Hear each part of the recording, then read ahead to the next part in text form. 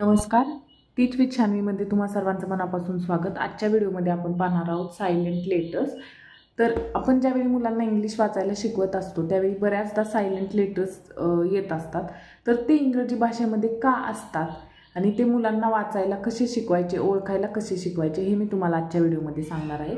चला तर मग व्हिडिओला सुरुवात करूयात. तर सगळ्यात पहिल्यांदा आपण पाहूयात की सायलेंट लेटर म्हणजे काय. तर सायलेंट लेटर म्हणजे असे लेटर की जे भाषेमध्ये किंवा शब्दामध्ये तर असतात परंतु आपण त्यांना वाचत नाही. आणि या सायलेंट लेटरचे दोन प्रकार पडतात. तर ते कोणते दोन प्रकार आहेत ते आधी आपण पाहूया, म्हणजे आपल्याला समजून घ्यायला सोपं जाईल. तर पहिला प्रकार आहे एक म्हणजे एम्प्टी किंवा डमी लेटर्स. एम्प्टी किंवा डमी लेटर. आता एम्प्टी किंवा डमी लेटर्स तर यामध्ये कोणते शब्द येऊ शकतात, जसं की पहिला एक्झाम्पल आहे नी. तर या शब्दाला आपण काय वाचतो, नी. तर यामध्ये के जरी नसेल तरी आपण या शब्दाचा साऊंड नीच करणार आहोत. के आहे काय आणि नाही काय आपल्याला त्याच्याने काहीच फरक पडत नाही, म्हणजे या केचा इथं काहीच रोल नाहीये. जसं आणखीन एक एक्झाम्पल पाहूयात आपण, टॉक. याला आपण म्हणतो टॉक. तर यामध्ये सुद्धा एल हा डमी सायलेंट लेटर आहे. डमी का म्हणायचं याला, तर कारण हा असेल किंवा नसेल हा त्याचा इफेक्ट ह्या शब्दामध्ये सोडत नाही. हा नसेल तरी सुद्धा आपण त्याला टॉकच म्हणणार आहोत. जसं की इथं के नसेल तरी सुद्धा आपण त्याला ह्या शब्दाला नीच वाचणार आहोत. त्याच पद्धतीने इथे सुद्धा एल नसेल तरी सुद्धा आपण या शब्दाला टॉकच वाचणार आहोत. तर हे झाले एम्प्टी किंवा डमी सायलेंट लेटर्स. पण दुसरा एक प्रकार असतो तो म्हणजे विशिष्ट हेतू असतो त्या शब्दाचा, म्हणून त्यांना एक पर्पज असतो. एक पर्पज असतो त्या शब्दाचा. जसं की एक्झाम्पल घेऊयात आपण, रीड. हे एक एक्झाम्पल आहे आपलं. यामध्ये सुद्धा र ईड. तर तुम्ही पाहू शकता की ए हा सायलेंट आहे, आपण एचा साऊंड म्हणत नाहीये, पण तरी सुद्धा इथं ए महत्वाचा आहे. ह्या एचा काहीतरी पर्पज आहे. का आणि कशावरून, तर जर आपण हा ए झाकला तर काय वाचणार आपण, र आर ई डी शब्द काय बनतो. जर हा ए आपण झाकून घेतला तर शब्द काय बनतो, आर ई डी. आणि आपण ह्याला रीड काय म्हणजे वाचणार कसं, आपण काय म्हणणार ह्याला, रेड. आपण ह्याला रीड म्हणणार नाही. म्हणजेच ह्या एचा इथं काहीतरी हेतू आहे. काय हेतू आहे, तर ह्या ईचा साऊंड बदलणं. आपण जो ए घेतलेला आहे तो जर ए काढला तर याला आपण ए वाचणार, आणि जर हा ए जोडला तर याला आपण ई वाचणार. हा फरक आहे, म्हणून याला पर्पज आहे काहीतरी या शब्दात असण्याचा. तर असे काही पर्पज असणारे सायलेंट लेटर असतात, तर काही विदाऊट पर्पज एम्प्टी किंवा डमी असे सायलेंट लेटर्स असतात. तर हे आहेत सायलेंट लेटरचे दोन प्रकार. पण मग आता तुम्ही मुलांना इंग्रजी वाचायला शिकवत असताना मुलांना हे कसं सांगणार की कोणता सायलेंट लेटर डमी आहे किंवा कोणता सायलेंट लेटर काहीतरी पर्पज घेऊन त्यामध्ये आलेला आहे. तर तुम्ही इंग्रजी भाषेत जर पाहाल तर जवळपास 50 ते 60% असे सायलेंट लेटर तुम्हाला आढळतात. मग तुम्ही सगळेच मुलांना शिकवू शकत नाही, पण काही मोजके शब्द आणि काही मोजके 1-2 रूल आहेत जे तुम्ही मुलांना सांगू शकता, ज्यामुळे तुम्ही मुलांना हे समजावून देऊ शकता की सायलेंट लेटर कसे वाचले पाहिजेत. तर असे काही मोजके शब्द तुम्ही घ्या आणि मुलांना यापासून सुरुवात करा. मुलांना लगेच समजणार नाहीये, पण मुलांना प्रॅक्टिससाठी हे खूप गरजेचं आहे, जेणेकरून मुलांना हळूहळू सायलेंट वर्ड्स कसे वाचायचे, कसे लिहायचे, उच्चार काय असेल आणि ते लिहिताना आपण कसे लिहायचे हे लक्षात यायला मदत होईल. जसं की magical E word, for example mute, bone, lake, these, time, cut, close, snake, gene, shine. तर या पद्धतीने हे काही मॅजिकल ई वर्ड आहेत. यामध्ये आता तुम्ही जर ई कट केला तर काय होईल, मठ. इथे जर ई कट केला, क्यूट मधून जर ई काढून घेतला तर शब्द काय होणार आहे, कट.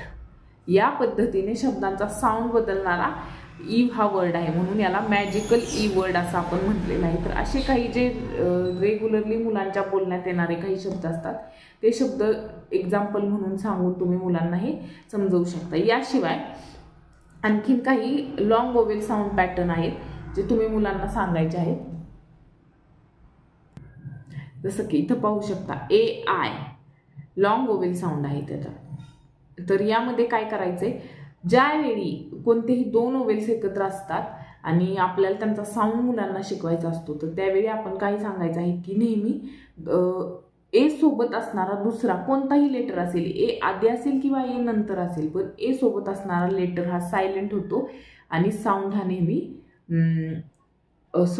ए सोबत जो लेटर आहे, पहिल्यांदा जो लेटर येणार आहे त्याचा साऊंड म्हणायचा आहे आपल्याला. जसं की ए, आता ए आहे, यामध्ये कोणता साऊंड आहे तर ए हा पहिला वर्ड आहे म्हणून आपण एचा साऊंड म्हणणार आहोत.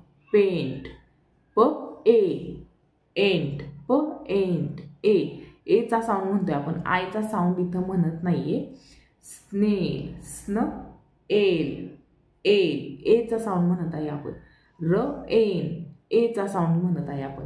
त्यानंतर नेक्स्ट ए, तर ज्यावेळी ए सोबत असेल त्यावेळी तुम्ही मुलांना काय सांगायचंय की जो पहिला वर्ड असेल त्याचा साऊंड म्हणायचा. आता इथे सुद्धा आय सोबत होतं, तर पहिल्यांदा ए होता म्हणून आपण एचा साऊंड वाचलेला आहे सगळ्या शब्दांमध्ये. आता ए आहे म्हणून यामध्ये सुद्धा ईचा साऊंड, कारण ई पहिला शब्द आहे म्हणून ईचा साऊंड वाचायचा आहे. जसं की ईट, ईट, र ईड, ईचा साऊंड म्हणत आहोत आपण. ईट, र ईड, चीप, एचा साऊंड आपण म्हणत नाही. आता पुन्हा ए आलेला आहे, तर यामध्ये सुद्धा ओ आधी आलेला आहे म्हणून ओचा साऊंड वाचायचा आहे. ओट, ओ. ओ.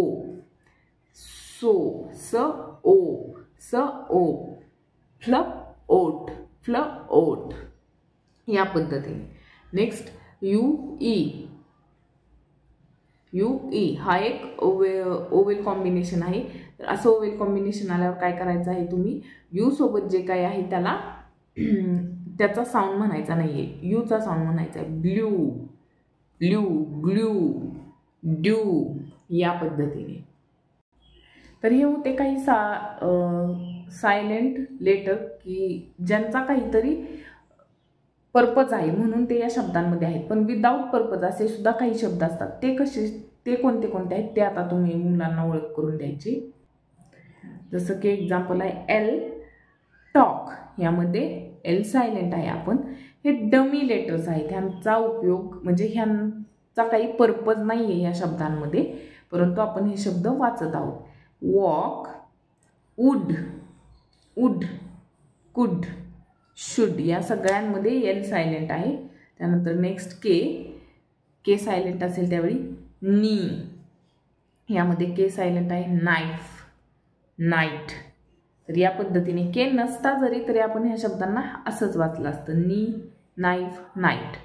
त्यानंतर टी, विच, पिच, वॉच. तर या पद्धतीने काही डमी सायलेंट लेटरची सुद्धा तुम्ही मुलांना या पद्धतीचे एक्झाम्पल देऊन ओळख करून द्यायची आहे. तर अशा पद्धतीने आजच्या व्हिडिओमध्ये आपण इंग्रजी भाषेमध्ये सायलेंट लेटर का असतात आणि ते मुलांना कसे शिकवायचे, त्यांची ओळख कशी करून द्यायची आणि एक्झाम्पल थ्रू त्यांच्याकडून प्रॅक्टिस कशी करून घ्यायची हे पाहिलं. तुम्हाला जर हा व्हिडिओ आवडला असेल तर व्हिडिओला लाईक करा, शेअर करा आणि माझ्या चॅनलला सबस्क्राईब नक्की करा. धन्यवाद.